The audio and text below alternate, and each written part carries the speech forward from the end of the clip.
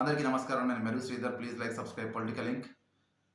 అమేథీ నుంచి రాహుల్ పోటీ చేయట్లేదు. ఈవెన్ ప్రియాంక గాంధీ కూడా పోటీ చేస్తా అనుకుంటే ప్రియాంక గాంధీ కూడా పోటీ చేయట్లేదు. ఎందుకంటే రాయబరేలీ, అమేథీ 2 కూడా గాంధీ కుటుంబానికి కంచుకోట.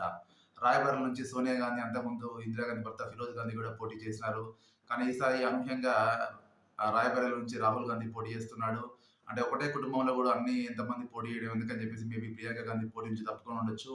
కానీ రాహుల్‌కి ఇది అగ్ని పరీక్ష. ఎందుకంటే అతను కొంచెం వాయనాడ్‌లో పరిస్థితులు అనుకూలంగా లేవు కాబట్టి మేబీ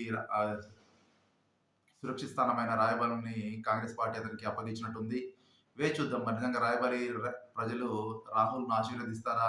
లేకుంటే మళ్ళీ లాస్ట్ టైమ్ అమేథీ లాగానే కూడా ఓటమి తప్పదా అని మనం వేచి చూడాల్సిందే. రాయబరేలీని ఎంచుకోవడము రాహుల్ మరియు కాంగ్రెస్ అగ్రనాయకత్వం ఆచితూచి వ్యవహరించడం మనకు కనబడుతుంది.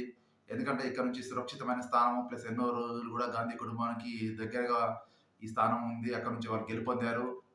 వీటన్ని చూస్తుంటే రాహుల్ గాంధీ రాయబరేలీ నుంచి బయటికి వస్తున్నట్టే కనబడుతుంది. ఎందుకంటే ఇప్పటికే అక్కడ ఆహ్, ములాయం సింగ్ యాదవ్, మాయావతులు అందరూ కూడా చాలా రాజకీయంగా క్షీణించిపోతున్నారు రోజు రోజుకు.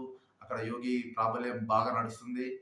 మరి అలాంటి పరిస్థితుల్లో అక్కడ నుంచి రాయబరేలీ నుంచి రాహుల్ గాంధీ గట్టెక్కుతాడో లేదో మనం వేచి చూడాల్సిందే. ధన్యవాదాలు.